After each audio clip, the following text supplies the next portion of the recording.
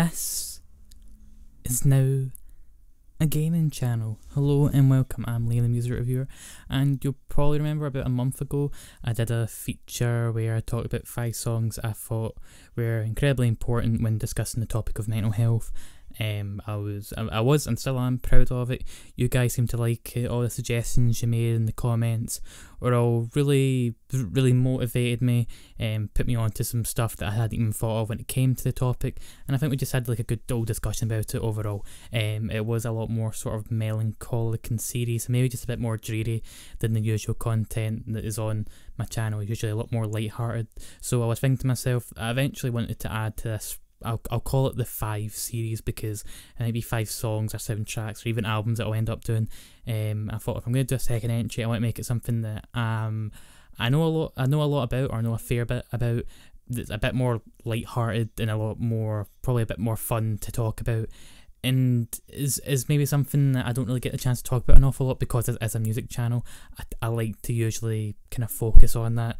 I've got the film podcast where I want to talk about film, and Subtitles on Transistor Cast we talk about films and games, but I thought, you know what, I can kind of like do 2 things at once, and I thought, okay, I'm going to do 5 essential game soundtracks, because in my opinion game soundtracks are just as important, if not even more so, than movie or TV soundtracks, because of how more interactive games are as a whole, which can make them more difficult to make, which is why maybe there's often like 10 great film soundtracks in a year.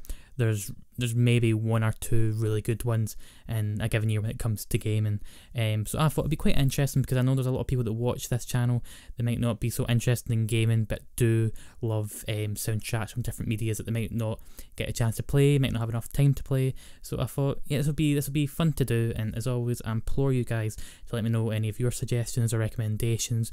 There's probably going to be so many that I could think of off the top of my head that I might end up making this sort of like a recurring thing if there's enough demand about it. But yeah, go down in the comments below, let me know what you guys would choose for your 5 essential video game soundtracks, and I'll get talking to you guys down there. But let's kill the fluff, let's get right into it with our my 5 essential video game soundtracks.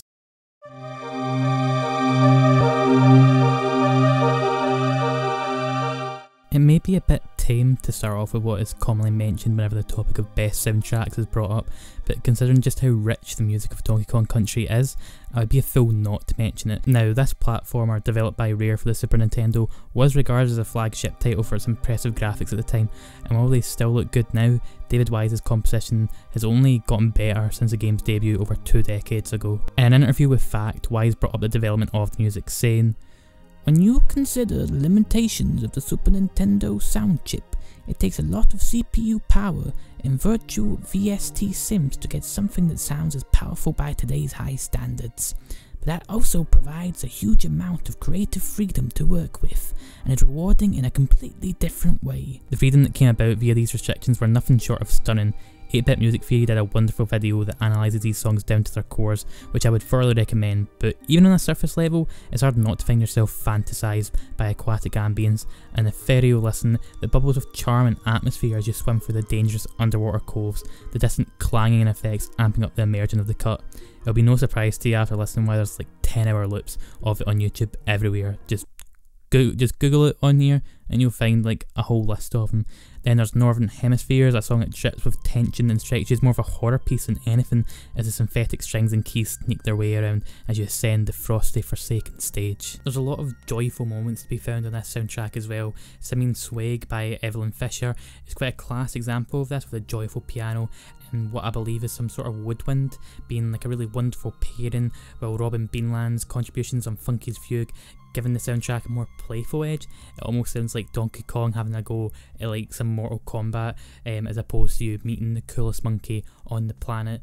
Though now that I think of it, probably pretty apt, Funky Kong for life. When it comes to your perception of how a video game and its soundtrack work, you probably think the video game gets made, the soundtrack gets made on the side, there might be some sort of communication between the both of them, but usually it'll be, there's a game, there's set songs for different sort of moods. So when there's an action scene, there's a few songs that the game can pull from, and then when there's a quiet moment, there's maybe something a bit more ambient that can kind of like just be brought in whenever. And that while it works, it's not like a flawed system in that sense, because it does work.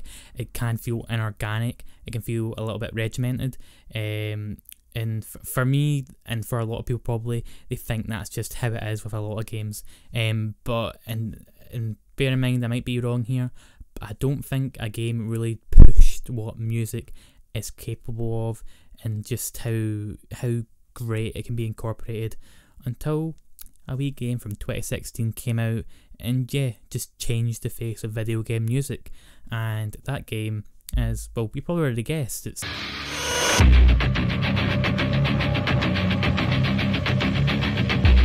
I'll assume most of you know, but if not, here's a lowdown. Doom 2016 is a reboot of a first-person shooter series whose origins span all the way back to the 80s, following the story of the Doom Slayer who fights demons and tries to bring an end to their conquest to create hell on earth. When it came to reimagine the series for a new generation, ID made sure to rejuvenate every layer of this body tear and blood-soaked behemoth, and sought the help of Mick Gordon to ensure the music side of things got the lick of paint it would need.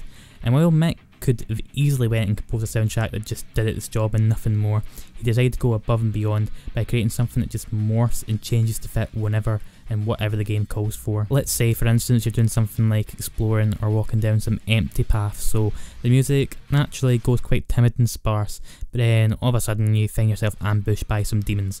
Instead of the music janking from something tranquil to some harsh electro-infused metal all of a sudden, Mick made sure to create this organic set of sounds that would just incorporate verses, transitions and choruses whenever the game calls for it. So what this really means is, while you might hear a song like Rip and Tear a number of times on your first playthrough, you'll never hear the same version of it twice unless you were to copy what you did before beat for beat. This is all really impressive. It makes the soundtrack feel like a living, breathing organ of the game, but it's also helped just by the fact that it's a really good soundtrack. The metal music that gets used on here is some of the most entertaining of the decade. Like, there's about 2 hours of content on here, and even in your first listen, whether it be your second listen, whether it be your 50th listen, the riffs on here will just melt your face off. They just get you pumped up, they get you ready to just go and do whatever. I think this is like such an ideal running soundtrack because it really does just get you raring to go to do whatever you need to do. And for a video game to manage to do that with just how smart it goes about it, it deserves all the praise it gets. It's definitely one of the best video game soundtracks, period, and that's why it's on this list. But what if you're wanting to have something that's got a bit less kind of like, I don't know, less grit and guts? Well, you could always go for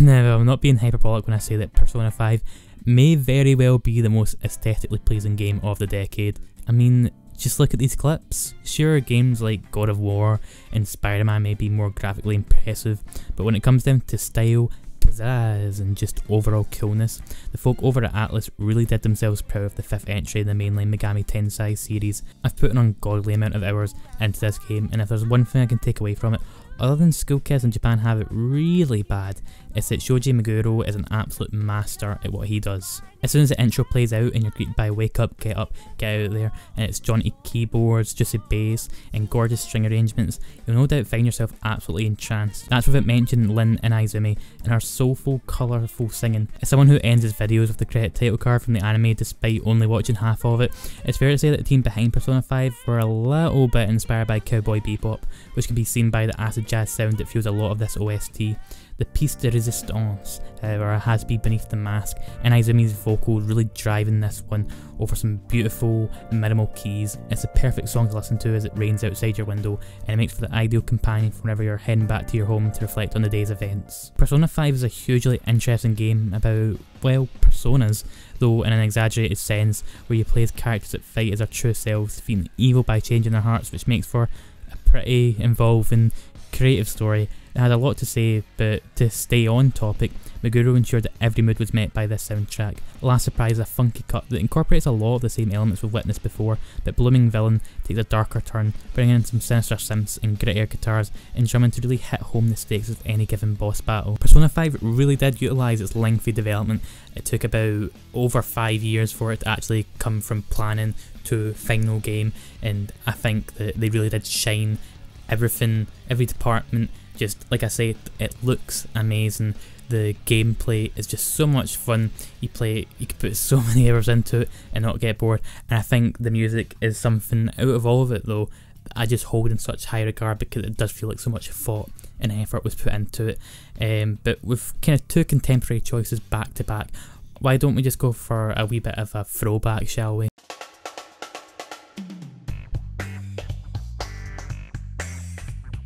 It's easy to let nostalgia run any list you make, least of all one that centres on games you most likely played when you were a wee Wayne. And while I'd be lying if I said those numbers of hours, those insane numbers of hours I put into this game when I was younger, didn't factor into my enjoyment of Spyro 3, and as a result its original soundtrack, I'd be just as disingenuous if I said I didn't admire the sheer craftsmanship Stuart Copeland put into this game's music. You might not know that the police drummer was the man behind these tunes, but a lot of praise has to be given to him for how, much like the trilogy he was composing for, he got better with each new entry. When it came to the first two games, they were enjoyable, though it was obvious that these were Copeland's early forays into making video game music, but with Year of the Dragon, just everything clicked into place. Copeland would play levels numerous times in order to get a feel for its atmosphere and focus on making sure each track would hold up in repeated listens, as players would have to come back to these levels in order to pick up every single missing bit of treasure they may have forgotten. The result of this was impressive to say the least, as various songs incorporate some complex time signatures that can fly by unnoticed, and there's the expected immaculate drum playing that managed to have me entranced from a young age. Agent Line's Lab is one that fits this description perfectly. The guitars on this sounding pretty layered and bursting with character, and the synth riff that comes in gives this level the appropriate feeling of new age otherworldliness. It would have been really easy for Copeland to just phone in a platformer OST, because there's all the obvious excuse of, oh, it's just for kids, and with kind of like the limitations as well that he had to face. This game came out in 2000, so pretty much near the end of the PS1's lifespan. He managed to just utilise all the stuff that he could at this point. He went beyond the Call of Duty and resulted in a soundtrack that would make most modern day games just absolutely green with envy. It just holds up incredibly well, but if we're going to go for our last choice, it has to be something really special, and I bet you guys will be able to guess it's Luigi's Mansion.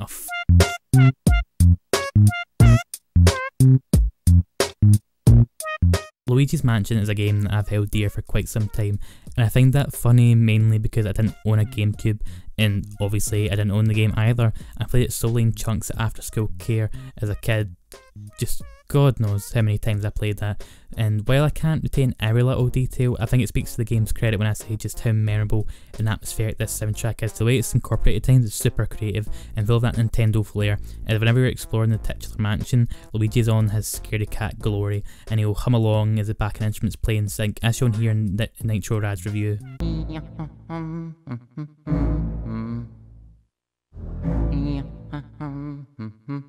When he's not humming it, the music of Luigi's Mansion is as playful and apt as you'd imagine a game about chasing ghosts and sucking them into a vacuum would be. Kazumi Totaka and Shinobu Tanaka, while paying attention to the style of the game by giving it an eerie tinge of sorts, knew what character they were dealing with and made sure to inject the OST with some childish charm, using the theremin to inject the music with a cheesy flair that gave the game a further level of personality. There's the occasional use of orchestral arrangements and organs that give it a really fleshed out feel to it all, but they're not overused to the point where it detracts from the mood the game is trying to create, which is further added to by the game's use of lo-fi, off-kilter sound effects. Hearing that mansion theme just fills me with nostalgia, and even though I haven't played the game in quite some time, I have played the sequel, which was good, and I thought the soundtrack was fine, but the original, just there's nothing quite like it. I really hope that when it comes to Luigi's Mansion 3, they really do kind of like go more for what the first game was kind of like trying to go for, as opposed to the sequel. But the creepiness and charm, and just how it's balanced off and manages to never feel like it's pandering to a younger audience, and it never feels like tonally deaf. Just Totaka and Tanaka, they managed to pull that off, and they should be really proud of themselves.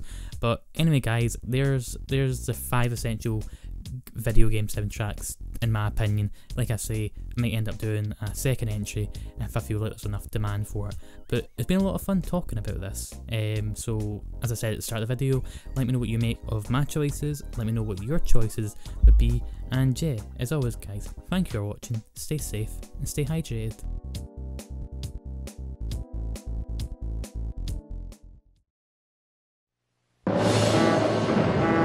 新しいゲームの世界へ、任天堂ゲームキューブ。光と影が明暗を分けるかつてない冒険。任天堂ゲームキューブルイージマンション。ゲームキューブ